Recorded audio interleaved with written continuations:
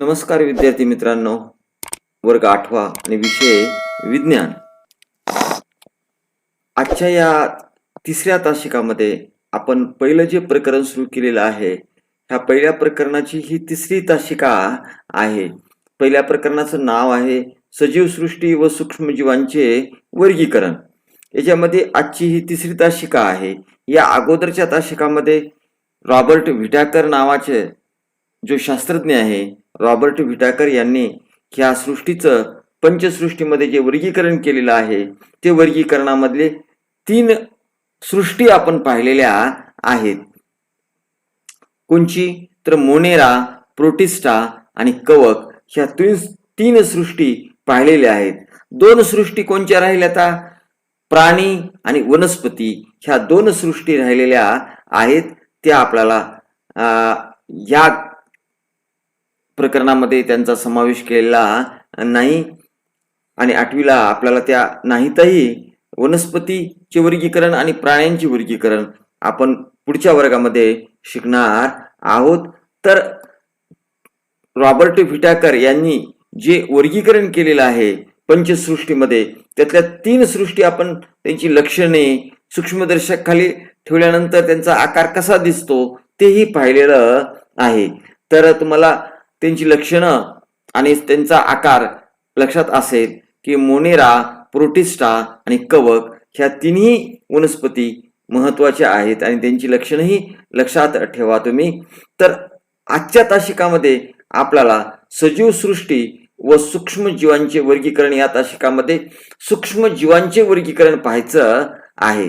तर सूक्ष्मजीवांचं वर्गीकरण जर बघितलं आपण तर 5 गटामध्ये त्यांचं वर्गीकरण होतं. जीवाणू, आदिजीव, कवके, शेवाळ आणि विषाणू असं सूक्ष्मजीवांचं वर्गीकरण आपल्याला करता येईल. जीवाणू, आदिजीव, कवके, शेवाळ आणि विषाणू ह्या 5 सूक्ष्मजीवांचं 5 गटात जे सूक्ष्मजीवांचं वर्गीकरण केलेलं आहे, त्यातले एक एक गट आपण पाहणार आहोत. तर चला अगोदर ते वर्गीकरण समजून घेऊ आपण की सूक्ष्मजीवांचं. पृथ्वीवरील एकूण सजीवांमध्ये सूक्ष्मजीव सर्वाधिक आपल्याला पाहायला मिळतात. त्यांची संख्या आपल्या इतर प्राण्यांपेक्षा सर्वाधिक संख्या आहे. तर सूक्ष्मजीवांचं वर्गीकरण खरं तर आदिकेंद्रकी आणि दृश्य केंद्रकी हे आपण बघितलेलं आहे की आदिकेंद्रकीय म्हणजे ज्यांचं केंद्रक स्पष्ट पाहायला मिळत नाही किंवा केंद्रक पटल ज्यांना नसतं, तर त्याला आपण आदिकेंद्रकी असं म्हणतो. आणि ज्याच्यामध्ये स्पष्ट केंद्रक पटल पाहायला मिळतं किंवा केंद्रक स्पष्ट असतं त्याला दृश्य केंद्रकी म्हणतो. तर सूक्ष्मजीवांचं अगोदर काय केलं की 2 गटामध्ये वर्गीकरण केलं की आदिकेंद्रकी आणि दृश्य केंद्रकी. आदिकेंद्रकीमध्ये जीवाणू आणि दृश्य केंद्रकीमध्ये आदिजीव, कवक आणि शेवाळ ह्या गोष्टी आपल्याला पाहायला, हे घटक आपल्याला पाहायला मिळतात. हे सूक्ष्मजीवांचं वर्गीकरण, ज्यांची संख्या इतर प्राण्यांपेक्षा किंवा इतर सजीवांपेक्षा सर्वाधिक संख्या आपल्याला पाहायला मिळते पृथ्वी तलावर. तर एक एक गट आपण समजून घेऊ. त्या अगोदर आपण काय करू की ह्या सूक्ष्मजीवांचं मोजमाप जे करतो ते कशा प्रकारचं असतं. तर सूक्ष्मजीवांच्या आकारासंदर्भात खालील प्रमाणे आपल्याला लक्षात ठेवावं लागणार आहे की याचे आपण जनरली मीटर आणि सेंटीमीटर ह्या गोष्टी आपल्याला माहीत आहेत, ज्या की कंपासमध्ये आपण स्केल जी आहे आपली मोजपट्टी त्याच्यावर आपण पाहतो. इंच दिलेले आहेत, सेंटीमीटर दिलेले आहेत आणि त्याच्यावरून आपल्याला मीटर पण समजतं. तर एका मीटरमध्ये जो 10⁻⁶ मायक्रोमीटर आहे. 1 मीटर बरोबर किती आहेत? 10⁻⁶ मायक्रोमीटर.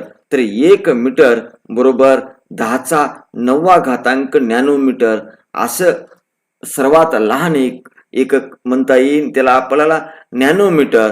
आणि याच्यानंतर एक पिकोमीटर आहे, ज्याला की पिकोमीटर असं म्हणतो. तर मीटरचे म्हणजे 1 मीटर मध्ये किती नॅनोमीटर आहेत?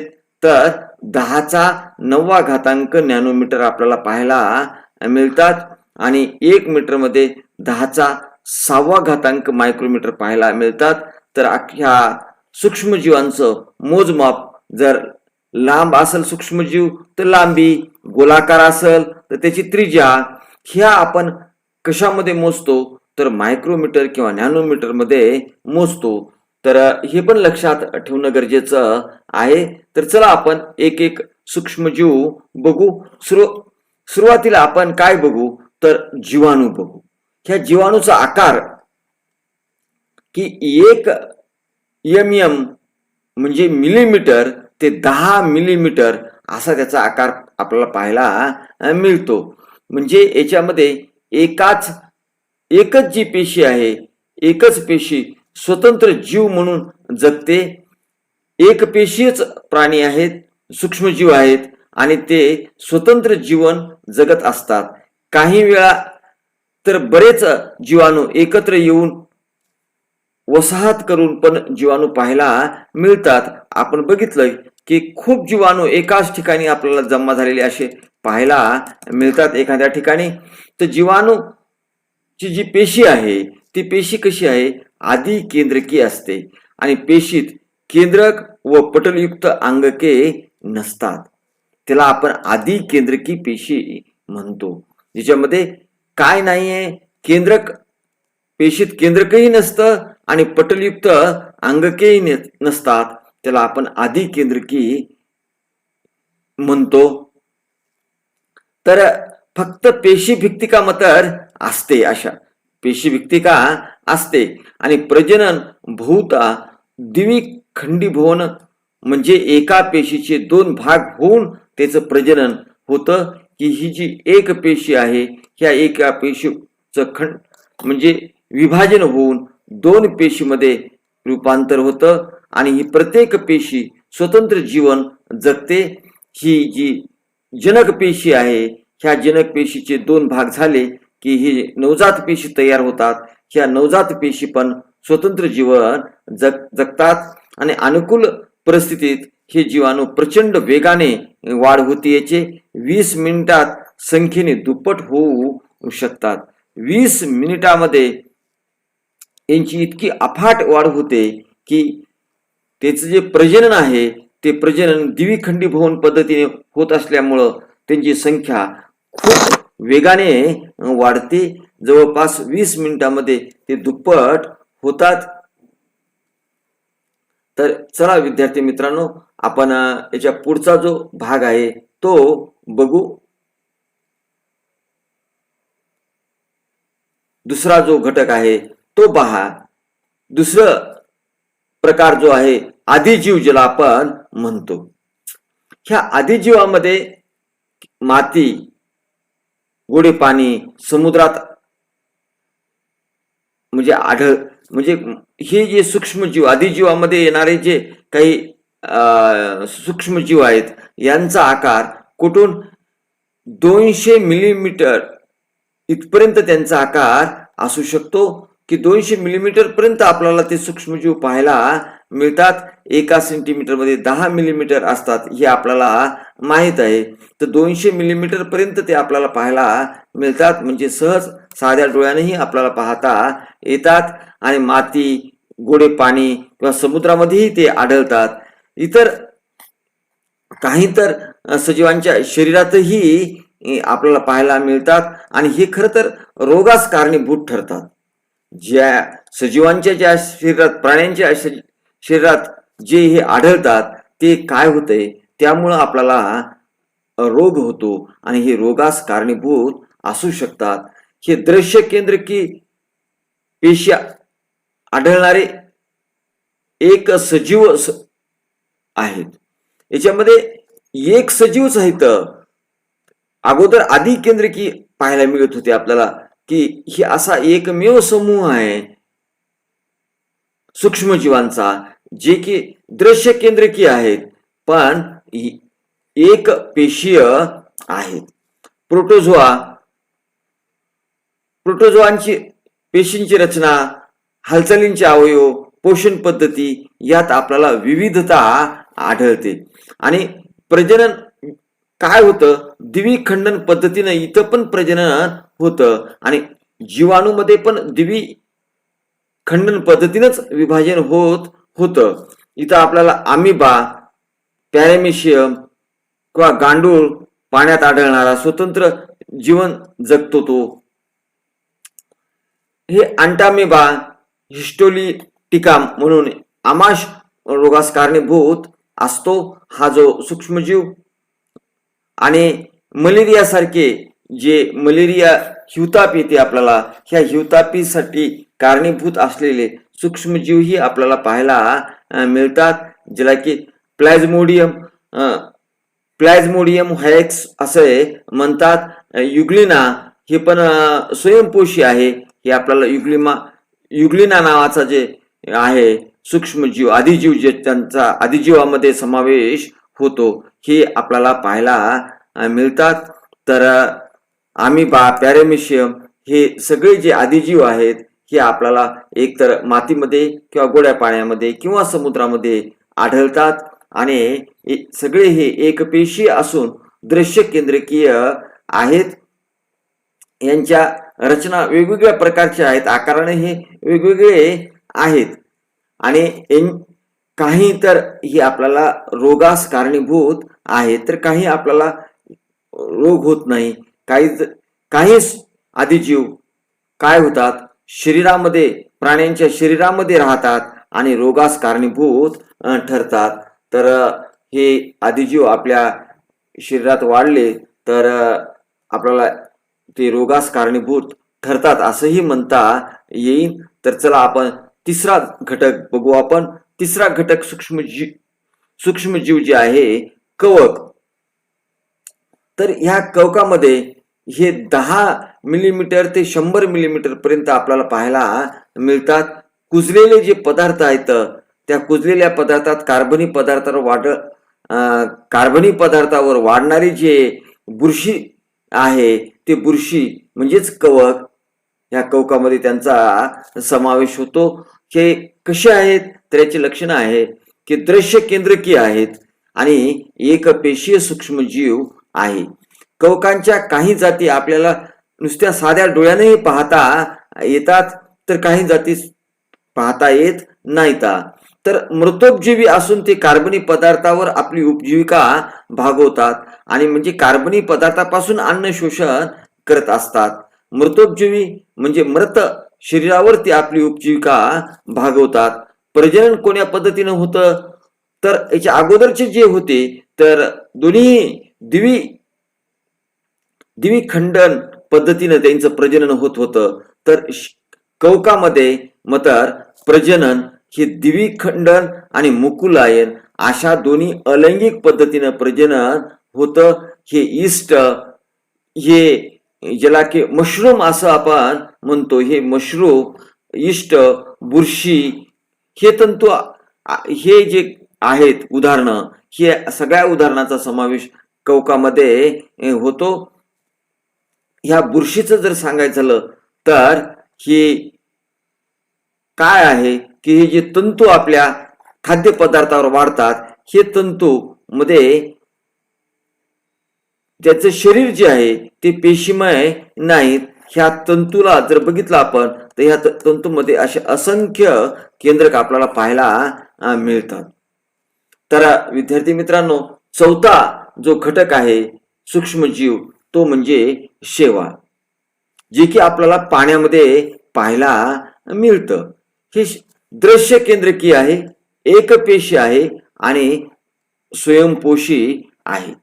याच्यामध्ये हरितलौकी असल्यामुळं हे काय आहेत, सर्व म्हणजे स्वयंपोषी आहेत. याच्यामध्ये स्पायरोगायरा,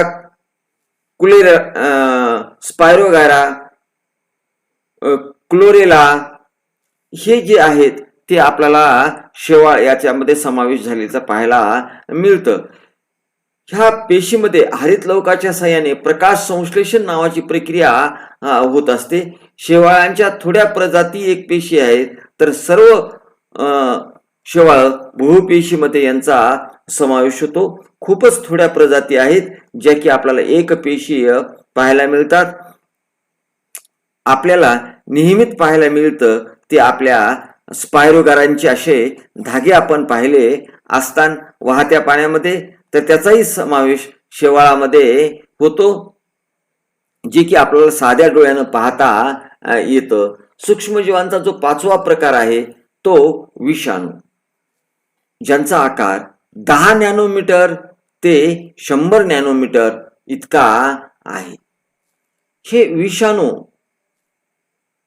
म्हणजे जवळपास सर्व प्राण्याच्या रोगास कारणीभूत ठरतात.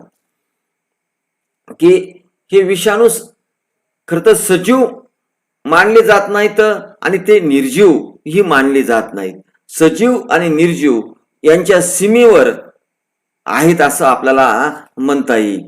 तुम्ही सजीव म्हणलं तरीही त्यांचा समावेश निर्जीवामध्ये होतो का असा आपल्याला संशय आहे, आणि निर्जीव म्हणलं तरी त्याची उत्पत्ती पाहिली तर DNA आणि RNA मध्ये होते, म्हणजे प्रथिनामध्ये होते. त्यामुळे ते निर्जीवही म्हणता येत नाही, त्यांच्या सीमेवर आहेत असं म्हणावं लागणार आहे.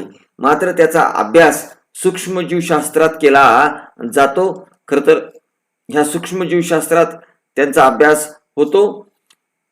विषाणू अतिसूक्ष्म म्हणजेच जीवाणूच्या 10 ते 100 पटीने लहान असून फक्त ते इलेक्ट्रॉन सूक्ष्मदर्शिकानेच दिसू शकतं. म्हणजे जे आपल्या शाळेमध्ये साधा सूक्ष्मदर्शक असतो किंवा संयुक्त सूक्ष्मदर्शक असतो, ह्या साध्या आणि संयुक्त सूक्ष्मदर्शकामध्ये हे विषाणू आपल्याला पाहता येत नाहीत. त्याला पाहण्यासाठी इलेक्ट्रॉन सूक्ष्मदर्शकाचाच वापर करावा लागतो. स्वतंत्र कणाच्या रूपामध्ये आढळतात. विषाणू म्हणजे DNA म्हणजे डिऑक्सी रायबो न्यूक्लिक आम्ल किंवा RNA म्हणजे रायबो न्यूक्लिक आम्ल पासून बनलेला लांबलचक रेणू म्हणजेच विषाणू. त्याला आवरण असतं, तर प्रथिनांचं आवरण असतं. वनस्पती व प्राण्यांच्या जिवंत पेशीत ते राहू शकतात व या पेशींच्या मदतीने विषाणू स्वतःची प्रथिने बनवत असतो आणि स्वतःच्या असंख्य प्रतिकृती बनवतो. त्यामुळं त्यांचा विलाज करणे किंवा त्याला मारणे आपल्या पेशीमधून, तर ही कधी कधी खूप वेळ लागतो त्याचा नष्ट करण्यासाठी. त्यानंतर यजमान पेशींनाही त्या नष्ट करू शकतात. या प्रतिकृती मुक्त होतात व मुक्त विषाणू पुन्हा पेशींना संसर्ग करतात. ज्या पेशीमध्ये हे विषाणू शिरतात त्या पेशीचा काय करतात, त्या पेशींना नष्ट करतात आणि त्यांची प्रतिकृती म्हणजे त्याच्यातून मुक्त होते आणि मुक्त विषाणू पुन्हा पेशींच्या संवर्गात येतात. तर आपल्याला याच्यामध्ये विषाणूमुळे वनस्पती आणि प्राण्यांना असे विविध प्रकारचे रोग होत असलेले आपल्याला पाहिलेले आहेत. आपल्याला आपल्या सगळ्यांच्या अन्न पदार्थामध्ये टोमॅटोचा समावेश होतो आणि टोमॅटोला आलेले असे पांढरे डाग आपण पाहिलेले आहेत, ज्याला की विल्टा विषाणू असं आपण म्हणतो. हे विल्टा विषाणू आपण आपल्या टोमॅटोवर बऱ्याच वेळेस बघितलेले आहेत. तर विषाणू हे इतर 4 सूक्ष्मजीवांपेक्षा सर्वात घातक आहे आपल्या शरीरासाठी किंवा प्राण्यांच्या शरीरासाठी, आणि याच्यापासून जास्तीत जास्त रोगराई पसरते, जे की सजीव आणि निर्जीव यांच्या सीमेवर आहेत. जिवंत वनस्पती किंवा पेशी यांच्या वनस्पती किंवा प्राणी यांच्या पेशीमध्ये राहून ते काय करतात, आपलं जीवन जगतात आणि प्रथिनाची वेगवेगळी प्रतिकृती, असंख्य प्रतिकृती बनवतात. त्यामुळे ते यजमान जी पेशी आहे, ज्या पेशीमध्ये त्या शिरल्या त्या पेशीलाही कधी कधी नष्ट करतात. त्यामुळे हे सर्वात घातक आहेत. तर विद्यार्थी मित्रांनो, आपण सूक्ष्मजीवांचे जे 5 गट पाडलेले आहेत, त्या 5ही गटाचा थोडक्यात आपण आढावा घेतला आणि त्यांची लक्षणं पाहिलेले आहेत. तर ह्या प्रकरणामध्ये तुम्हाला मला वाटतंय की वर्ग 8वीतलं जे पहिलं प्रकरण विज्ञान सामान्य विज्ञानामध्ये आहे मधलं आहे सजीव सृष्टी व सूक्ष्मजीवांचे वर्गीकरण. तर हे मला चांगल्या प्रकारे समजलं असेल असं मला वाटतं. काही जर असेल तर नक्की कॉमेंट्स बॉक्समध्ये करा. ह्या व्हिडिओच्या खाली अगोदरचे जे 2 व्हिडिओ आहेत त्यांच्या लिंक दिलेल्या आहेत. जर पाहिल्या नसताल तर अवश्य पहा. धन्यवाद.